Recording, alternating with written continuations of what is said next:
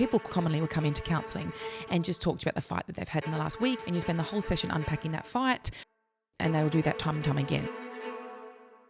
They were doing what we call marathon counselling with couples. And what they found was by doing it in such an intensive way, there was more shifts and changes, and you could just get through a lot more. Normally when we're having a fight, these reactions, because they're reactions, they're not responses, are happening like that. And so we want to slow everything down for people to go, oh, what am I thinking in that moment? Why am I doing that? And what's my intent behind that? And is that working? A lot of it is just around communication and having conversations, like you said, that you've never had before. And knowing how to do it. We could give you all these skills. We could give you as many amazing activities to do. If you can't emotionally regulate, it's all going to go out the window. Now we can set up new patterns and go, how would we like it to be? Where can we intervene at a different point to have a different outcome?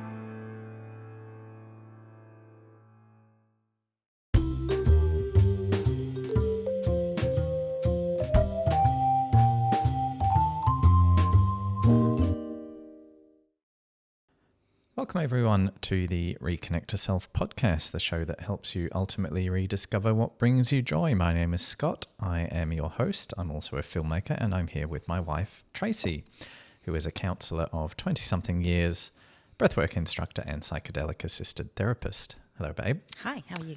Good. I can see you've got Lenny perched pretty much on the table. I know.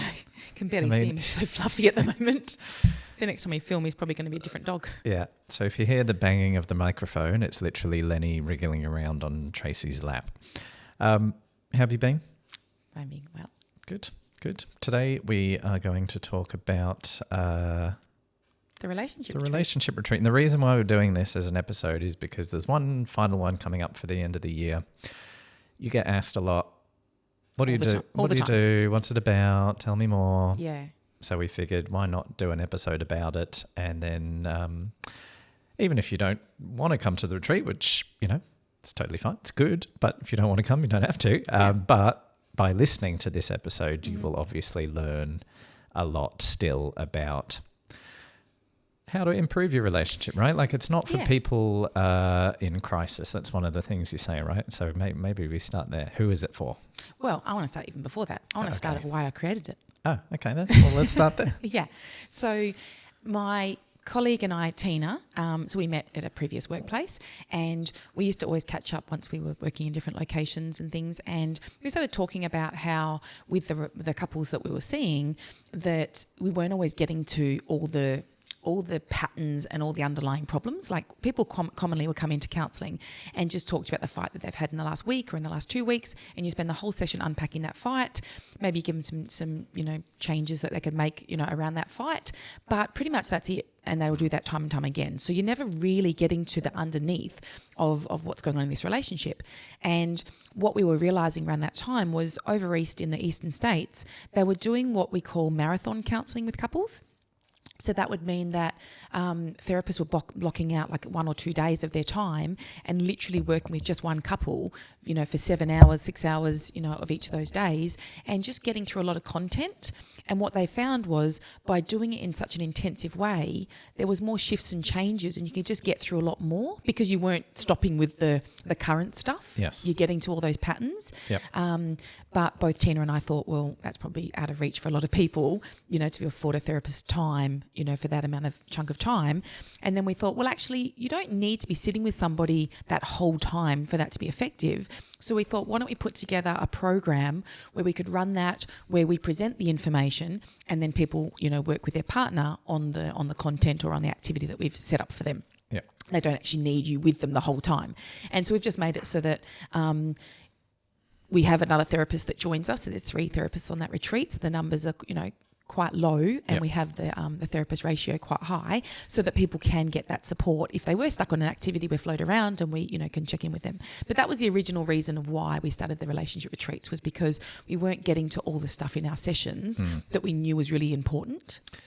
Yeah. Now, obviously, I've never done the retreat, but I have helped you work on the website and learned through osmosis. And to me, it seems like, geez, how do I word it? Like, it's the underlying, like Yeah, I it's the think patterns a lot of the and- patterns, the underlying behaviors that you don't necessarily get to address in a session because Yeah. it's only an hour, Yeah. and they might want to have a fight about Something else. what happened this week or Yeah. whatever it is. Okay, well, what's a good way to do this? Where do you want to? Well, actually, can I ask my question now? Yes, you can. Who it's for? Yes. Who is it? Tracy? Yes. Who is it So for? I would say it's for couples that feel a little bit stale in their relationship. They don't feel as connected as what they would like to be, or they're stuck in those same arguments. You know, they're feeling like we always have these same, few arguments or bumps in the road that we can never navigate ourselves. They don't feel like they're probably getting much joy, even out of life. Like not totally to that point, but really feeling like, things could be zhuzhed up a little bit. They could feel like they're a little bit in Groundhog Day and life doesn't seem that exciting. And the relationship could be a reflection of that as well. Very good. So, and who is it not for? So it's not for people in crisis. And what we mean by that is anybody that's currently, dealing with a major health crisis, a drug and alcohol crisis, cheating, anything where that actually needs the attention first. Yep. So in those cases, it would be better to actually work with a therapist in the office to get past that point. And when things have calmed down and a bit more stable, then the retreat would be the right sort of setting for them. Because otherwise the whole retreat would be about that one issue. Yeah. It wouldn't be about the whole relationship. It would be too focused on, say, for cheating.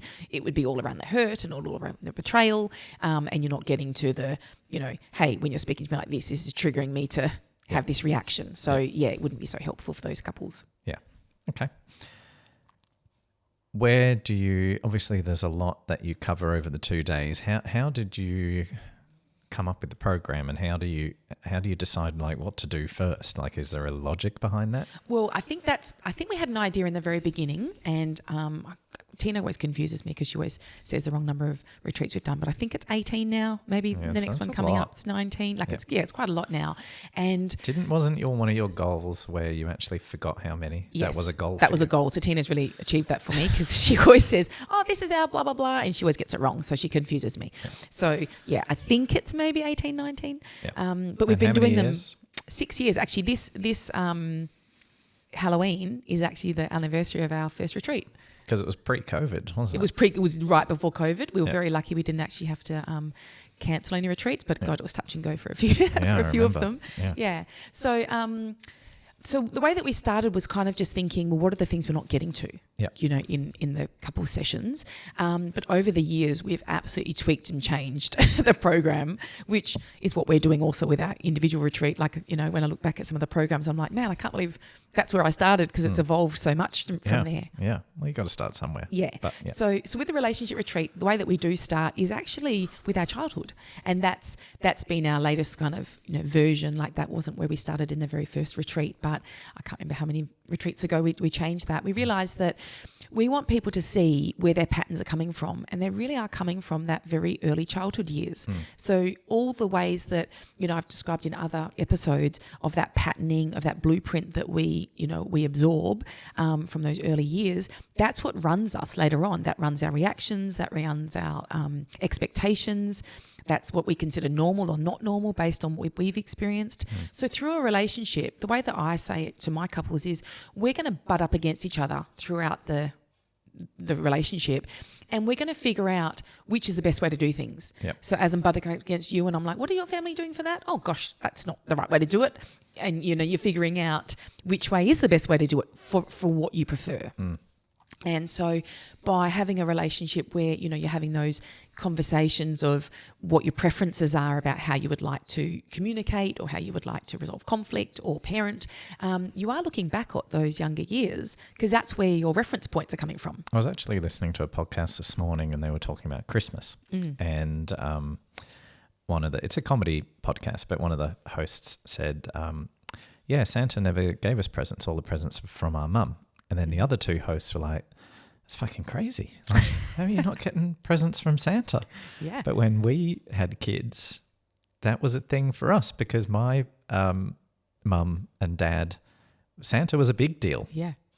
But for you, it wasn't a big deal. And then that's what I don't know if I agreed, it just sort of happened, but you want to get the credit for Santa's presents And so Santa does deliver presents here. But not the best ones. Not the best ones. No, I'm getting that. But also, my other but reason... that was, I'm not saying difficult for me to agree to, but it was so bizarre to me that Santa wouldn't have the best presents. Like that was because that's what happened in my house. That was my context. And part of my reasoning for that also was the kids would say to me things like, they look online and they're like, this kid got this from Santa and I only got, and you know, that's when you realise, well, gosh, that's also setting it up for other people. That if you're giving the kid the most expensive present from Santa and they only got like a small toy, they feel gypped. Yeah. So.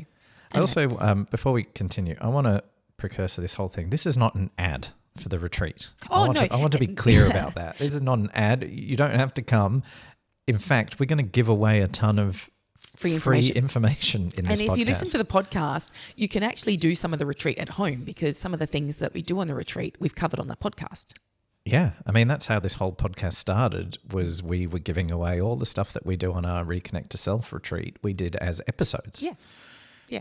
So going back to how we start, so we go back to childhood and we look at kind of what was done for us, you know, who cared for us, who made us feel safe, who cared for us when we're sick and what did that look like. So a lot of these early years set up our expectations around how we are in relationships and also what we might like in regards to our love languages and how we're cared for. So we start at that point because that gives people a really good understanding of we're actually different from the very beginning sometimes. And so what your normal is very different than mine. So we're going to have to navigate and negotiate that, you know, because you did start in a very different way than I did. So we start there and then we start looking at what are the things that can trigger us even around starting a conversation. So looking at, is it the tone of voice? Is it the way that you've, you know, had a facial expression or your body language? So what is it from the very beginning that we can nail, you know, to change so that straight away our interactions are going to be different? Which is one of the things that I still struggle with is my tone. Yeah. Quite often. But that's so common for lots of people. It's not even that I'm doing it on purpose. No, most people aren't. And that's why it's bringing to someone's attention, hey, when you say it like this or when you do this particular thing like that, I react to it this way. Can we do it differently? Yep. So it's just having those kind of conversations. Yep. In fact, one of the things that people tell me all the time on their relationship retreat is these are conversations we wouldn't think to have. Yeah. You know, and you're not setting up the time to do it. Yep. And also when you think about how busy our lives are, you might be dealing with, again, like what the relationship counselling ends up being, you're just dealing with the fight. Yep. You're just dealing with the conflict that you had. You're not actually setting it up and looking at, hey, I would like it if you could approach me this way when you're coming to me with something big that you want to talk about. You know, because sometimes if you're in the middle of something and someone wants to talk about something that's quite important, that's not the right timing and they could lead to have a fight from that just because it wasn't set up properly. Yep. So straight away we're looking at the setup. So just a sidebar for a sec. Are more successful couples the ones who have had a similar upbringing and... Not necessarily. They just might not really think to talk about it because it just naturally flows a little bit more because they're not Easily, really... Yeah. But it doesn't mean that they're happier or they're better because it could be that once people have stopped and gone, actually, I like it the way your family did it. Yep. And one of the things I actually often say to my clients is when we look back at our childhood, if we look back at our childhood, we can pick up what are the gifts and what are the gaps. And so when we look at the gifts, for you, that would be that Christmas. That would be that Santa brought all the presents and that was something so magical for you. You wanted to bring that gift forward. Correct. And then the gaps are the things where you look back and you go, oh, I wish I had have had that happen to me. Yeah. You know, so I have a lot of clients where, say, for example, their gap was no one came to watch them at a sporting event or no one came to assembly when they got a merit certificate. Yeah. So that might be their gap and they're the parents that make sure they go to every sporting event, they're at every assembly or school, school thing. Yeah. They're plugging those gaps for their kids.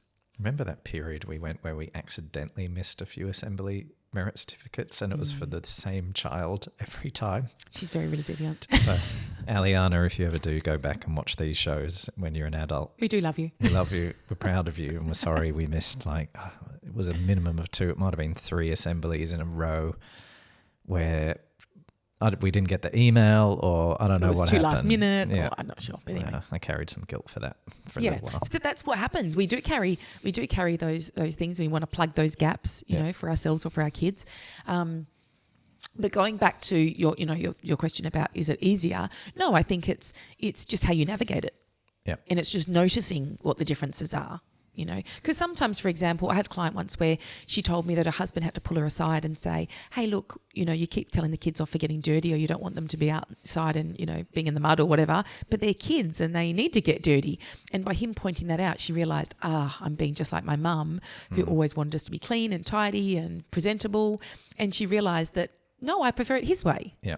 That I want my kids to be kids, and I don't like actually that I had to always be clean and tidy and, couldn't rough and tumble and things. So in that way, them having a different childhood was actually helpful. Yeah. I remember when our kids were little and we live across the road from a park, and so they spent a lot of time at that park and they would always have no shoes on. And for me, that was a little bit weird because I think we've talked about the fact that I always wear shoes. But looking back now, at the time, I think I instinctively knew, no, I think it's good that they're in bare feet. And now I bang on about grounding quite a bit. Yeah. That I look back at that and go, that's good. Yeah. But that's through, together parenting and figuring out that, Yeah, because it definitely didn't come from me. Yeah. I probably would have been saying, put shoes on. And then I just softened and went, no, actually. Yeah. So what also you're referencing there is you're open to my influence. Correct. So that's another thing that I think we've established that over the years. Not only open to it. I got into kinesiology recently, so yes. We'll talk about that in another episode. But yes, that was another open to influence that you were. Yes, I'm very open. Yeah. So that's what it is in a good relationship, and this is not just romantic, but in a friendship, in a family, relationship as well. If someone is open to your influence, that's also really healthy and helpful as well. Because if someone was like, no, and straight away closed to that, it's quite jarring. Yes. And it's not conducive to a loving, connected relationship, Yep. So we look at, day one, I would say day one is a lot around what can disrupt a relationship, what can get in the way. So we're looking at the things that would happen to disrupt communication. And so what would cause conflict? So there's four areas. We reference a lot of our research and our content to the Gottmans, the Gottman Institute. They've done a lot of research around couples, and they're the world leaders currently. I mean, just to put it in context, the Gottmans have been on the Diary of a CEO podcast, which is the second biggest podcast in the world behind Joe Rogan. So they're as high as it gets, right? They're huge. Yeah, they're huge. So, and then just it's because of the research that they've done. They've done so much research that, that's why people are guided by them. So a lot of our stuff is based on the Gottmans, and they talk about there's four areas where a relationship can fall down in this communication. So one is when we get defensive. So if I come to you... Wouldn't know anything about that, but yep. Yeah, it's a really common one. And this is why the good thing about the retreat is because we stand up there and we present the information, but we don't actually engage in conversation, or we don't actually get people, to even ask questions. We're just giving the information, and then you go away and you do things. But as we're presenting this part of the retreat, I watch people nod along as they identify which one they are or which one their partner is. They can self-identify, which is actually much nicer than saying to someone, you're defensive, because then they'll get defensive. Yes. But if they're just hearing the qualities and go, oh yeah, I do that, that's a softer, gentler, landing. I think I'd be squirming in my seat for that section. But you're not engaging in a conversation, so no one's, you're just hearing it. Yeah. So Yeah. But I would just be going, oh my God. It's easier. Because that's one of my... I'm not going to say worst qualities, but it's one of the things I would like to do better. It's so common though. It really is common. Don't get me wrong, we want it to be done better, but yes, it's very, very common. So defensiveness is that first one. So we talk you through what that looks like and what the antidote is to defensiveness, of how you're going to get through that and change that pattern. We look at, this one is very, very, very common, and when I describe what it is, people will really understand that there's one person usually in a relationship that does this. So it's called stonewalling. The way that it looks is, say I came to you and you are the stonewaller in this relationship, as well as... my gut feel would have been you, but I don't. I probably can. I probably can, but you can do this as well, because I'll describe it to you. So it's when someone's come to you with a complaint, or someone's come to that person with a complaint, and the other person, they look like they're blank. That does sound more like me.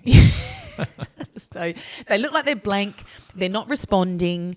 They're not giving anything back in this conversation. Like they're just sort of hearing what the person is. Okay, no, that's me. Yeah, that's you for sure. Yep. And so they're just hearing what the person is saying. And then because of that blank look or them not engaging in it, the person that's coming with that complaint can feel like or interpret it as being, you don't give a shit, you couldn't care less, this isn't important to you, and they're going to escalate. Yep. So that person escalates, and the person that is stonewalling, what's actually happening for them is they're physiologically flooded. Yep. So at that moment, they don't know how to respond. They don't know what to say that's going to make it better. They think they're going to make it worse if they say anything. So they're kind of frozen. Yeah. In that spot. They also might have that temptation to walk away, move away, try and get away from the situation. And the other person that's escalated, they're going to follow them. They're going to follow them. They're going to say things like, if we don't talk about this now, you won't come back to this. I'm sick of you not dealing with stuff. We never get to the bottom of things. Like all of those sort of things. And all that person is trying to do is get away from that person. Yes. And so, yeah, the escalation can happen. Now, what's again, the antidote for that would be calling a timeout, having some time away, and then it would be up to the person that's been the stonewaller to come back and reset up that conversation in a different way. I feel like I should be taking notes on. Well, we always talk about this being your time to get your therapy in. You could go back and rewatch. Yes. So we look at stonewalling because that's a huge one in relationships, and how to manage that. We look at the next one is contempt. And contempt is kind of where you've got this is actually a really bad one. I think the Gottmans actually say this is the biggest indicator of your relationship not going to survive with this contempt. And it's where someone is kind of feeling like they're better than the other person, that the other person's less than, I'm more prompt, I'm more, courteous, I'm more this, I'm more that. Yeah. And it's that looking down at the other person. It could be eye rolling, it could be sneering, it could be that. But I can see that's one of the things we do not have. I can see how that would be a massive issue. Yeah, it really erodes the relationship. Yeah. Yeah. And then the last one is criticism. That's just straight up, that was shit. That didn't like that. That just straight away criticizing. So they're the 4 areas that are going to really trip up us having a conversation if one of those things emerges. So just recap the 4, just the names. Yep. Defensiveness. Yep. Stonewalling. Yep. Criticism. Yep. And contempt. Okay. Yep. So we look at those.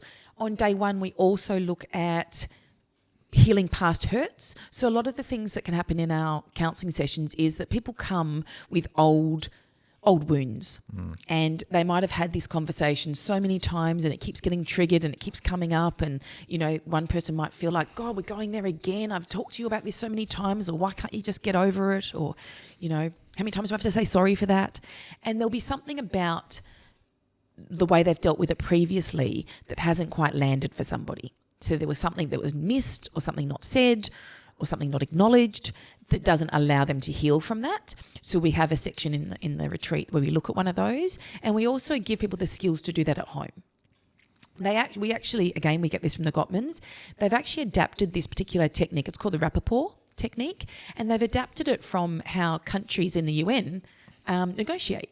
And so you have a speaker and you have a listener and you have certain rules of how you're going to, have that conversation, but it involves the listener taking notes. And the reason for that is, in a normal interaction with somebody, as you're talking, I'm picking all the holes in your story. I'm going, it wasn't a Tuesday, it was a Wednesday. It wasn't that time, it was there. And so straight away we're looking at where are all the things in your story I'm not agreeing with. Yep. So I'm not even hearing you now. I'm just thinking, right, when you shut up, I'm going to tell you that, and that, and that. Yep. So I'm not actually hearing your perspective. Yeah. Whereas if I take notes, I'm postponing that talk that's, usually chattering away in my brain, and I'm just hearing what you're saying. I'm just hearing it from your perspective. And we also, in that particular exercise, we're being very neutral. We're not having any language that is, accusatory or blaming. It's just very objective. Yep. And at the end of that, we get the person to check that the person's taken the notes and that it's accurate representation of their experience. If it's not, we obviously tweak and change that. And then we ask for a positive need to be met at the end of that. So an example of that could be if my complaint had been that you'd made plans, without checking in with me, and it caused us a big drama, then my positive need could be, before you say yes to your mum for going for dinner or for doing whatever, can you give me a call and just check in with me? Right. The reason we say positive need is because if I just said to you, So if you cannot go ahead and just make plans without me and not consider me, yes, that's going to land very differently than a positive need being met. Yeah. So how do people respond to that approach? I think because they're knowing that it's about just slowing everything down and really trying to unpack something, they're open to doing that. And we encourage them to do that at home, in the months after the retreat, just to practice that skill. But eventually you might not need to do that. It might just be that, if something really big comes up, then you've got that kind of skill under your hat that you can use to unpack something that really isn't going so well. So we're just trying to give people lots and lots of skills that they can take away, that they don't need us. Like my goal, whether it's an individual client or a relationship client, I want them to not need me anymore. Yeah. Like I want them to have enough homework, enough, activities and things that they can come back to, that they can figure it out for themselves. Yeah. So that's one of the things about the retreat that I actually really like. Because everyone gets a workbook, then you're coming back to that same information. What I find with in the office therapy, you're having a conversation. No one's taking notes, when you're having a session with them. So commonly people can come back away from a relationship session and go, oh yeah, we did blah, blah, blah. And I'll be thinking, I didn't ask you to do that. Like they've totally done something completely different, or they haven't understood it correctly, or they forget the information. Like if they've been told that particular skill and it was a year ago, they're not going to remember that. They didn't have anything written down. There's nothing printed. So while I do give people things in the office, that could be printed and things, it's very different than having a pack that's all contained, it's all together. So I like that for that resource, also. So people can always come back to this information and work through it, at a later date also. So the beauty of being a counsellor is your goal can be to make yourself unemployable, because there's so many people who I'm inundated. So yeah, the sooner I can get someone, independent and working through things, then I can take someone else. Another one waiting. Yeah, ready to go. So day one is kind of all around that, is around the disconnect that can happen from communication and from tone, or from the way that we start a conversation. So a lot of that tripping up sort of stuff. And then on day 2, I always say this is where we kind of put it all back together. Yep. So depending on where your issues are in the relationship, it might still, have some tougher sessions depending on, what that is. But I find for the most part, it's a more gentle day, because you're looking forward now, and you're also starting to negotiate things. So day 1 is understanding why the disconnect is there. Yeah. Yeah. And then day 2 is repairing. Yeah, repairing and doing different, creating new plans and things. Yeah. Okay. So, well, take us to day 2. What can we share with people? What do they learn? So on day 2, we start looking at intimacy and sex. That's which we have done an episode of. So we actually have, if you're enjoying this and you want to learn more, we've done an episode specifically about intimacy. Yeah. We've done one about love languages. Mm-hmm. You wait till you hear what day 2 is. Day 2 is so many things that we've done. Okay. So all right. yeah, we're looking at, the intimacy. We're looking at expectations of each other. Done it. Yep. Yeah, that's what I'm saying. Yep. So what we actually do is we give people a list of tasks and responsibilities, and we get them to identify who currently does that task and responsibility, and then who, would you like to do that ideally in an ideal world, and really get people to thinking about, how their responsibilities are shared. Because quite commonly, these things are not really talked about. Like it might be that in the very beginning of a relationship, you fall into certain tasks or chores or whatever it might be based on who's available to do it, who might prefer to do. Like for us, it's the washing. You've never done the washing ever since, No, I had to go. I think we're still on one hand, babe. Oh, yeah. Yeah. I mean, I We've was been together how long? 18 years? I've done it once. Yeah. Well, yes, everyone, 18 years we're still on the one hand. Yeah. I mean, I think it's once or twice. I think we've got a couple of fingers spare. When you went to... I think it was when it was Bali for your breathwork training or Sydney for your psychedelic training. I did do a load of washing. You did? Well, you learnt, because when I went away for 8 days for my psychedelic training, I came back to a laundry full of washing. Yes, so when I did the breathwork training, yes, you did a load. 2 loads? Yes. It was better. You did better. I mean, I get it. It's a pain. Yeah. It is a pain. So anyway, the point of my story is we can fall into these things, and then that can just be what lands on your plate. And I have lots of couples where they don't really think to have these conversations and renegotiate what's not working. So this is an opportunity to do that. And then it also allows you, to really be specific. So I say to people, if you're ever putting both for whatever the task might be, I don't care if that's cooking or, planning meals or whatever, I want to know, when is that happening? Or cleaning bathrooms, whatever. So say it's cooking dinners. If you're putting both for all of those things, it's still confusing. Who's cooking on a Monday? If we're saying both, it needs to be, yes, we both can have that task, but you're doing Monday, I'm doing Tuesday, but you're knowing exactly how that's falling. So we're getting really clear on that. And we're also letting people know that every time you change circumstance, so whether it be to have a baby, whether it's to go back to work, whether it's to stop for an injury, whatever the thing might be, you have to renegotiate those tasks. Yep. Because otherwise you're running on old information. So in the expectations episode, we recommended that set of cards. But you could look online and get lists of normal household. Yeah. I just thought it was actually quite a handy little tool for people. Yeah. I can't remember what it was called, but it'll be on that episode. They're called Fair Play. Fair Play cards. It basically had a list of most of the chores that you would associate with a household. Yeah. And then you just go, okay, well, you do that one, I do this one. And I was actually quite impressed with how even our piles were. And not that they have to be. That's another point that I actually let people know.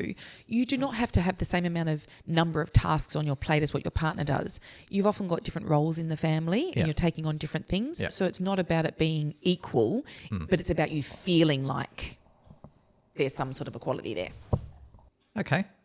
So we're looking at not only your responsibilities in terms of the relationship, but also maybe outside of the relationship. Like if you're going to an outing, what would be the expectations your partner might have of you, of how you treat them when you're out, or how you speak up, to your parents around certain things. So it's really getting clear on those expectations of each other. Yep. And that's really important, part of the program. And is that where, I know we like to talk about the mental load a little bit, is that where that falls in? That's where the mental load is. Yeah. And so that's a chance to talk about that because, again, like what people always tell me, we don't think to have these conversations. And they also don't think to have these conversations where they can tweak it and make it more efficient. Yeah. They're just running on how they've always done it compared to actually going, do we need to do it like this? Or could we get the kids involved more? Or now we're a bit more financial, could we get some support in to do these things? So they just haven't had the chance to stop and really unpack it all. Yeah. If you are new to the podcast, we've talked about the mental load before, but very quickly, it's the thinking, it's not the doing. Yeah. So Tracey carries the vast majority of the mental load for this household, which simple examples would be we've had this discussion this week. Just this week. Yeah. So an example of that would be, I said to Scott, I've been trying to name it more for him so he knows what's going on for me, because the mental load isn't the outcome. Like that's just I need to figure this out. So because we're going away in a couple of weeks and it's Amelia's birthday right before we go away, and we've obviously been distracted with our retreat stuff and all the other things on our plate, it suddenly dawned on me that we haven't organised a birthday party and those things need to be booked in weeks in advance and then invitations given and things. But that wasn't on your radar. No, not at all on my radar. No. Another mental load would be the present for a 16-year-old. Yeah, well, I mean, that's a We're not going to get into that. Can skip that. We might have to unpack that another one. But yes, it's the thinking. It's not the doing. So Tracey has been thinking, what are we doing for this kid? What's her party going to be? But she gave us a bit of a free pass, a sleepover. I think we should jump on that. But So going back to that's what it is. It's around that mental load. It's around the being clear on who's doing what, when's it happening. Again, you can go back to the episode around expectations where I give more information around, what's important around renegotiating things. So that's a whole episode around that. But we cover that on the retreat. Then we move into love languages and we really look at, how, and again, we go back to childhood for this as well, really looking at when you were a child, how were you cared for? Yep. And even at the beginning of the relationship, what were the things that you really enjoyed and appreciated that your partner did for you? Because sometimes those things have gone by the wayside. But thinking back to it, you're like, oh, I did used to love it when we did X, Y, and Z. And from memory, there's 4 types or 6 types and they all begin with T? 5 love languages. 5 love languages. We should, because we did that episode ages ago, like well over a year ago. We should I can recap. That's fine. So basically, as well, I'll just recap what love languages actually are. They're basically the way we like to give and receive care in a relationship. But it's not just romantic relationships. We do it with kids, we do it with family, we do it with colleagues and friends. So it's the actions or the behaviours that we're doing that make someone feel nice. Yep. And the important thing in a relationship, well, any relationship really, but crucially around a romantic relationship, is we need to know our partner's love languages, because commonly what we will do is what's familiar for us, what's comfortable for us, what our preference is. So for a person that's very affectionate, it's very easy for them to give affection to their partner and to call that a love language. Yep. And while it might be, if their partner is affectionate, that would land. But if their partner's not really affectionate, if that wasn't part of their childhood, if they weren't really, hugged as a kid, like that's normal in their family to not be so tactile, then having their partner hug them, they would more be thinking, I'm doing this for you. Yes. I'm allowing you to hug me because I know you enjoy it, but it's not doing anything for me. I think my brother pops into my head. Oh, that would exactly be your brother. Yes, that would definitely be your brother. He's even said that. He says he endures it. Specifically, he said Sometimes he goes, I freeze so that they will get off me. So in that way, that's not him feeling like that's a love language for him. Yes. But maybe something else, if he could identify, you could share that with him. But the fact that he will endure his it. wife. No, well, he will cuddle his wife and his kids. Oh, he's doing that love language He for them. knows it's their love language and that he's doing it. For them. Yeah. Good example. Yeah. So going through what they are. So one is touch, and that's everything from holding hands, hand on leg, right through to kissing and intimacy. There is tokens. This is little gifts and gestures that you might buy for your partner. I would say they're under $20. I mean, depending on how wealthy you are. But I would say tokens is tokens. Like it's not meant to be. Not grand gestures. Not grand gestures. That's not. Because these are supposed to be everyday things you could do.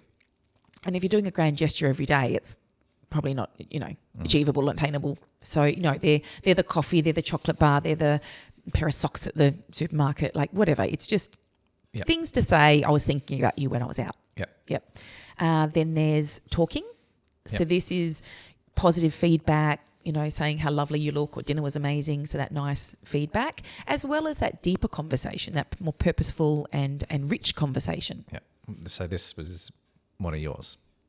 Hey? Talking is definitely one of mine. You like when I say something nice. In fact, I prompt with Scott, because people always talk about, love languages, and their partner might not be so great at actioning them.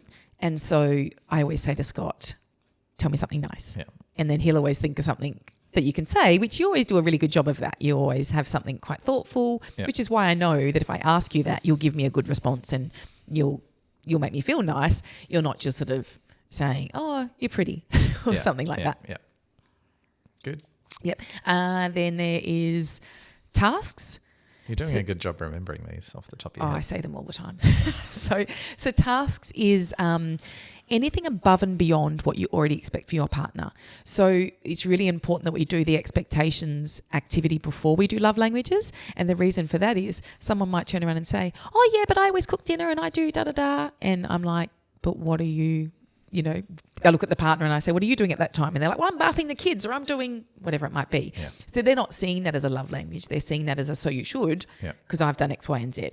So if you've actually done your expectations list first, then it's very clear what's expected of you. And then the extra stuff is the bonus. Yep. So if you'd already organised who's going to do the dinners, and then one night one of you went, oh, I'll cook tonight, that could be a love language because your partner didn't want to cook. But if they're saying I'm going to cook and you're like, well, so you should have cooked last night, that's not going to land as a love language. Yeah. So it's really important that we know what those things are. So let me just go through them again. So it's touch, tokens, talking. Oh, the last one was time. So time is that intentional quality time. Yep. So not just we're in the house at the same time together. It's actually intentional. It's been set up, And so a good way to think about love languages are, these are the things at the very beginning of your relationship. You probably were doing all of those categories.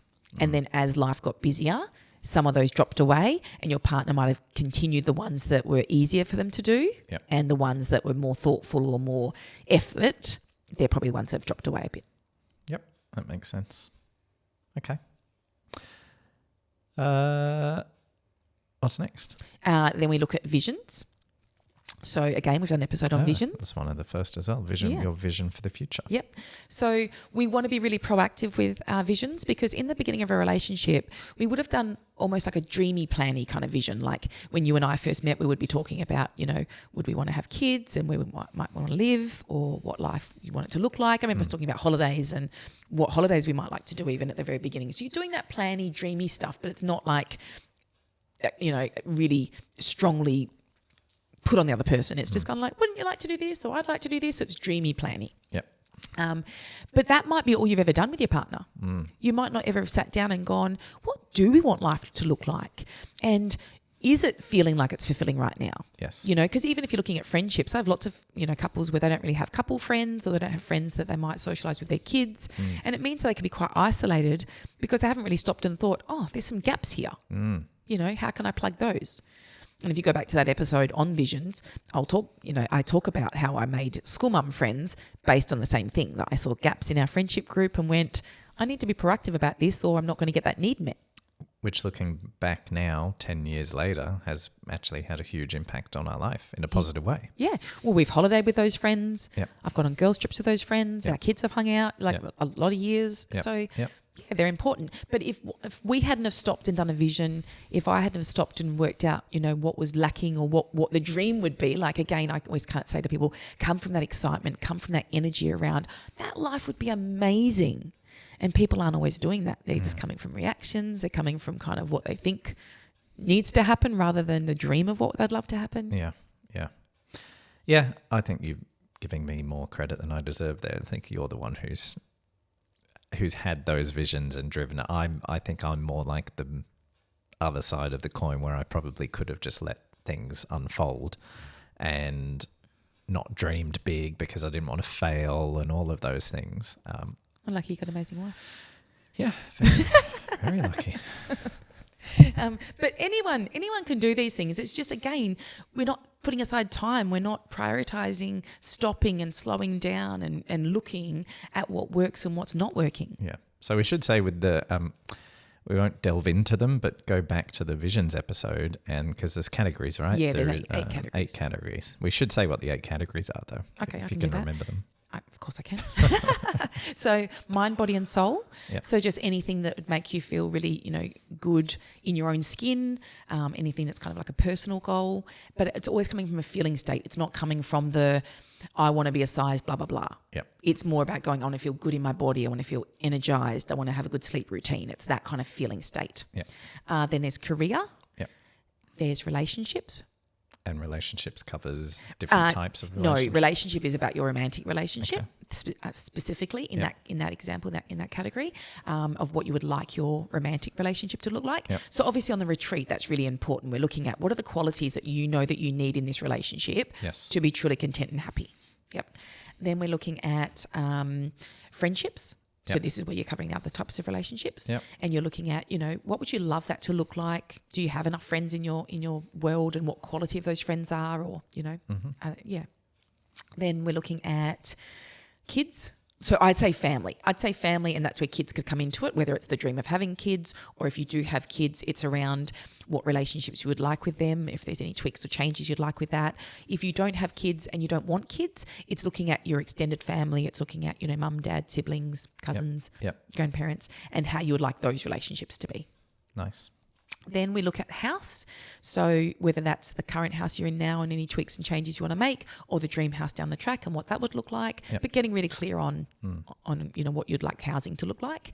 And then finally we look at money, and that's kind of looking at, is there any goals that you have around money, or it could even just be around, do we want to look at our insurances and really go through and make sure we're getting the best deal on any of the things we're currently paying out. I've done that recently. It's such a fucking nightmare. See, and if you didn't put it on your tasks or your goal, you might not then. It's awful. I've got a tip for people though. Use ChatGPT. So I have life insurance and income protection insurance, and I'm pretty sure I'm getting ripped off. And it's so complicated. I don't understand any of it. So I took all of the documents that I had from my insurer. I uploaded them into ChatGPT. I said, you need to tell me, like, what the fuck is all this stuff? Like, what am I insured for?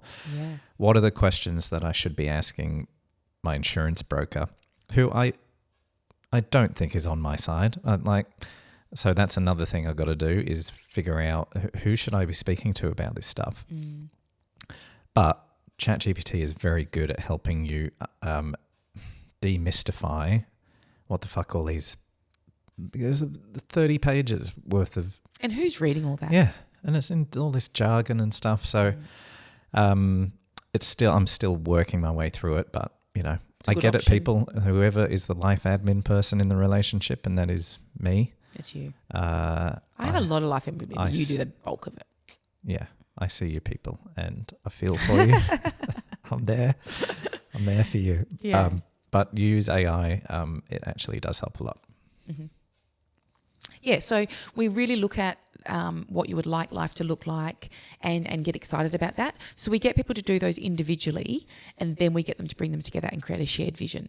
And then that becomes the couple's roadmap. That becomes, this is where we're heading. We know we're on the same page.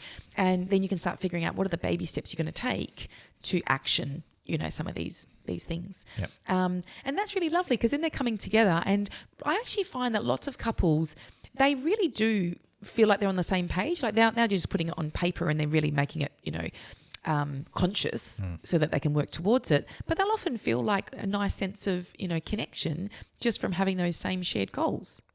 I think it's huge. You have to be on the same page. But they might not realise that they were so much on the same page until they did that activity. Yeah, I get you. Yeah. And it's really important because for the couples that aren't on the same page, what I usually find in the office is the person that is the most proactive about creating their future, they're going to drive the relationship and it will be all their goals. Yeah. So I had a client that was quite conservative with money, and his wife realised that this is coming from his childhood because when he was in his teenage years, I think his dad might have left, the parents had split up or something, and they went from being, I guess, okay financially, kind of similar to what you've talked about previously. You're describing me. Yeah, and then all of a sudden they were in this really desperate financial situation. So even though they're in a really good spot and they're in a really good position, she noticed that when he got a bonus for his work, he still wanted to sock it away and put it towards retirement or that rainy day. Yep. And that's coming from that fear of the same thing happening to him as what happened, to his parents. Yes. So that's why you need to unpack and realise, okay, that's coming from fear. That's not necessarily coming from their dreams and them wanting to have, a certain plan for their retirement with that money. That was him driving that because he was in control of the finances and doing that life admin stuff. Yep. But together they hadn't sat down and worked out, what would he like our time, energy and resources to go towards? Yep, So I get it. I see you. Yeah. Having the opportunity to do that is really helpful. One of the things I forgot to say on day one that we do is we're looking at identifying our patterns. So obviously we're talking about, we always want to look at what's going on. So we actually give the people a worksheet that really spells out for them when the disconnect starts. So you're getting them to unpack, like say, for example, I go to have a conversation with you and it doesn't go very well. What is it that happens that makes me start to disconnect? So getting people to identify, what is that moment? What is that thing? Is it the way you've said something? Is it the way you've responded to something? What is it that makes me start feeling like I'm pulling away now? Yep. And then we're going, okay. Which would be tone and the other one, stonewalling. Yeah. Yeah. And so then you're going, what are you saying to yourself about this? Yep. And then it's, again, like I said before, he doesn't give a shit. He couldn't care less. This isn't important to him. And then you're going to the next bit, and then what happens the more that this pattern goes on? The more it goes on, I feel frustrated, and then this happens. So you're really unpacking, again, that underlying stuff that you don't always get to in the office to really see this happens so fast. Normally when we're having a fight, these reactions, because they're reactions, they're not responses, are happening like that. And so we want to slow everything down for people to go, oh, what am I thinking in that moment? Why am I doing that? And what's my intent behind that? And is that working? And so once we see that that's what the normal pattern is, that's what I'm hoping for, or that's what my intent is, and it's not working, now we can set up new patterns and go, how would we like it to be? Where can we intervene at a different point to have a different outcome? Yeah. So it seems to be that, for people who don't want to go on the retreat, a lot of it is just around communication and having conversations, like you said, that you've never had before. And knowing how to do it. Yeah. Knowing how to slow it down, knowing how to have those pauses if things escalate, knowing how to... Actually, one of the biggest things that Tina and I always talk about in the retreat is we could give you all these skills. We could give you as many amazing activities to do. if you can't emotionally regulate, it's all going to go out the window. So emotional regulation is really, really important. And in fact, because I've been doing the relationship retreats for 6 years, the reason we created the individual retreats is when you're doing things like the love languages and emotional regulation techniques, you're realizing, people don't really know how to emotionally regulate, and where are they learning that? Yeah. And as much as we give some of these, tips in these activities throughout the retreat so people can learn those techniques, that's not necessarily what the relationship retreat is about. We're just adding them in. And then also we're looking at what can our partner do for us for love languages, but I'm realizing they're not doing anything for themselves. Yes. Like, you're expecting your partner to do X, Y, and Z, but if I asked you, what are you doing for yourself? You can't answer me. So that's why the individual retreats were born off the back of the relationship retreats. Yeah, I don't think I ever knew that. Yeah. I just was like, they're not caring for themselves. Yeah. So that's on day 1. And then moving again back to day 2, we look at compromise and accepting influence. So sort of what I was talking about before, like a healthy relationship. You're open to that influence. You're not just, nope, jarring. So we give an activity around how to work out how to compromise.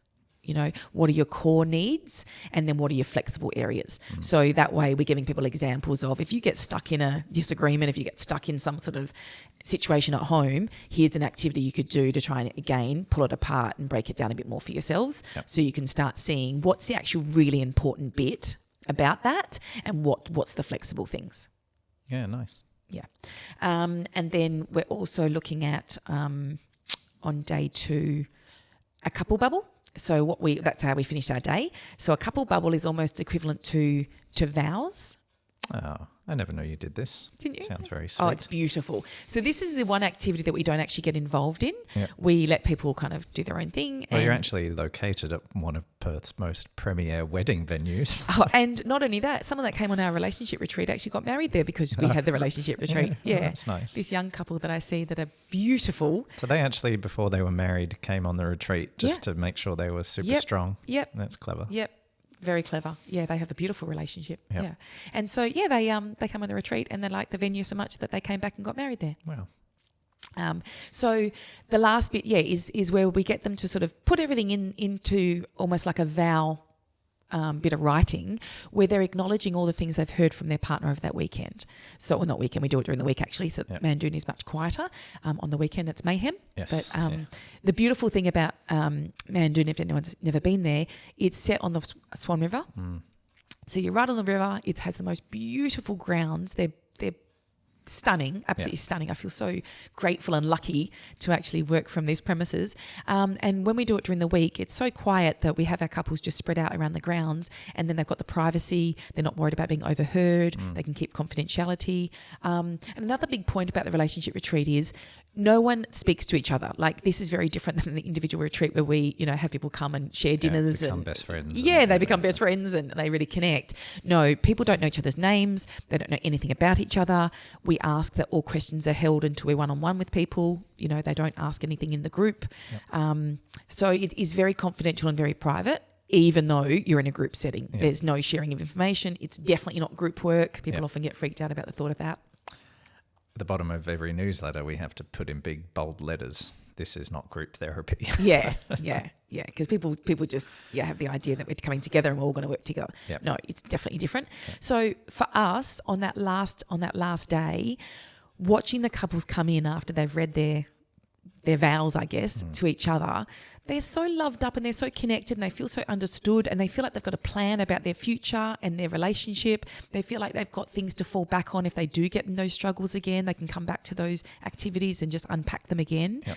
So, I must admit, if I'm really honest, sometimes after day 1, because we used to actually stay at the retreat. We used to stay overnight, and, it'd be a bit more of a thing than what it is now. Now it's like a work day. I drive in and drive out. But the guests can still stay. The guests can stay, but Tina and I and Bronwyn, we don't stay overnight. Like we did in the early days. And but we used to always talk about it like, oh gosh, I'm worried about that couple. And it's because, again, we've unpacked it all and we haven't put in all the good stuff just yet to bring you back into that nice connected space. Yes. But by the by the second day on the afternoon, I'm always so in my heart watching everyone connect, and I always point out, I'm always nudging Tina or Bronwyn if they've seeing couples holding hands or hand on leg and, squished together on the couch. I'm always like, these are beautiful signs of that connection. Yeah, I think that's an important point for anyone who's just following along at home and is going to maybe try and do some of these exercises by themselves with their partner. Don't give up halfway through. Yes. Because that whole first half is all the bad stuff. Yeah, and even with professionals, it can be tricky. That's why, we have this floating around and helping people navigate some of these things. Because again, they're coming from their habits, they're coming from their patterns that aren't so healthy. So, yeah, having someone come along and be able to unstick you, or whatever the expression would be, to help you in that moment, can be really, really lovely. But it's again about taking that time out to do nice things for your relationship, to show yourselves that you're important. I mean, people are barely going on date nights, so to save 2 days together can be such a lovely way of connecting. Yeah, that's true. Yeah. Another thing we do on day 2 is we look at bids of connection, because again, people can be unsure of, when their partner is trying to connect with them, they might not be picking up on that. Yeah. So we go through, what someone's bids of connection would be. Quickly explain what a bid for connection is, because that's a term that people might not know. So a bid for connection might be when someone's making a little bit of an effort with somebody just to get their attention, just to have a bit of a moment with them. So Tina often gives the example on the retreat where she might say, if her husband was watching the football in one room and he yells out, "Oh, the Eagles just scored a goal." So, if she was responding to that, there's 3 different ways she can respond. She can, say... Who gives a shit? Yeah, who gives a shit? She could ignore it altogether, or she could turn towards and she could say, "Oh, that's great," Yeah. They might win this game or something positive. So it's turning against... It is the Eagles, so that's unlikely. But yeah. So it's giving people that indication of when someone's doing these little things, and kids can do it a lot, and you might think, "Oh, stop talking to me, I'm trying to do something." Yes. That's a bid for connection. Yeah. Yeah. That's one thing. I was talking to someone about this. Who was it? Doesn't really matter. I was talking to someone about how I've changed so much. It might have been you. Yeah, you have talked to me about this before. Where I have the lock. When the kids were little, Yeah. I used to have a lock on the office door because I was working from home and my kids were 3, 4, 5 and would just constantly come and interrupt Barging me. in. Yeah. And now, if any of my kids come in, no matter what I'm doing, no matter how important it is, if they've come into the office, then I'm going to see what they've got to say. That's And if beautiful. it's the little one, then she's going to hop on my knee. That's cute. The other 2, a bit too big now. Yeah, that's lovely. Yeah. Well, another thing we also do on day 2 is around rituals. That just popped into my head as well. So looking at where are the traditions and the rituals that you're putting both in the relationship and in the family, because they're the anchor points of what people can kind of hang on to.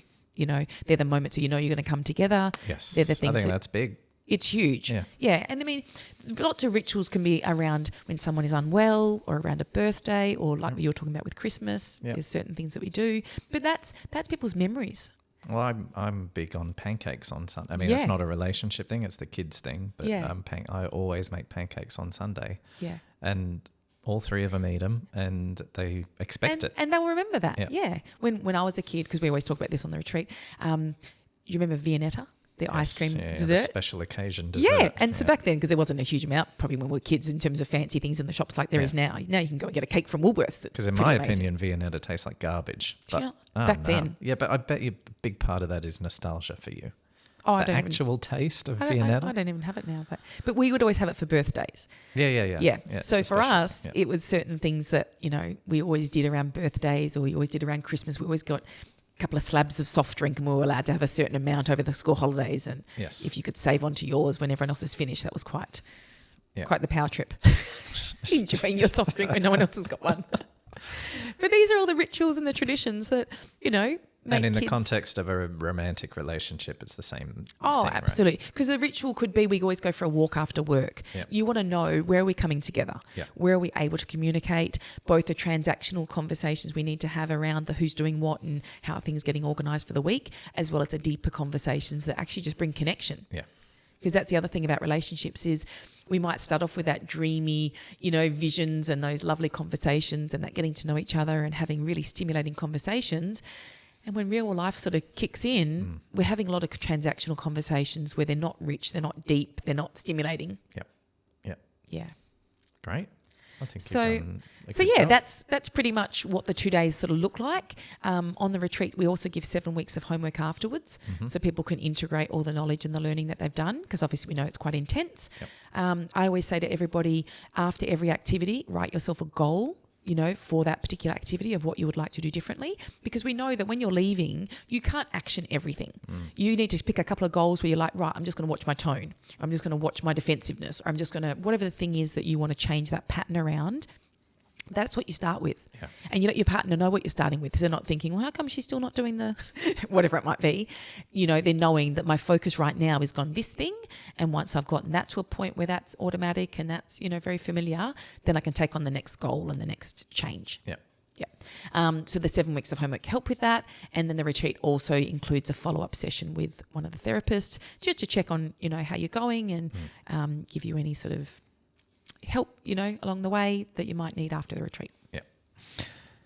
It's not an ad. You can do this by yourself. Yeah. We rewatched this episode, go through, there's about 3 or 4 specific episodes about specific topics that Tracey has talked about. Let me tell you. So it was love languages, there was expectations, visions, intimacy and sex. Yeah. That's 4. And there's probably a couple of others as well. Yeah. But if you do want to do the retreat, there's one left for this year. It's in November. Details are on the website traceyquayle.com. There's links there. And, well, before I go into my little outro, is there anything else you would like to say? I think you did a great job summarising it. I think. And I think you did it in a way that people can actually do it themselves if they feel like it. Oh, yeah. Look, this is the whole idea about the podcast. I want people to have access to therapy, help, support, without having to pay for it, because I know that lots of people can't pay for it. Yeah. So don't feel any pressure. And it is a lovely experience for those that do come along or that want to come along. But if that's not where you're at right now, or you don't have a partner that's necessarily willing to commit 2 days, then you could just chip away at some of the activities. Or do you know the other thing about the retreat is, even though we've got a whole program of different activities, a lot of the times, couples would be like, oh, actually, we're really good at that. That's actually one of our strengths. And so as much as you might think, oh, well, that's a waste of time, for them it actually gives them confidence, like, oh, we don't need all of these things, to be different. We actually really are good at this. Yeah. So it can highlight some of the strengths and, connections that are already there that are going well. Yeah. Good job. Thank you.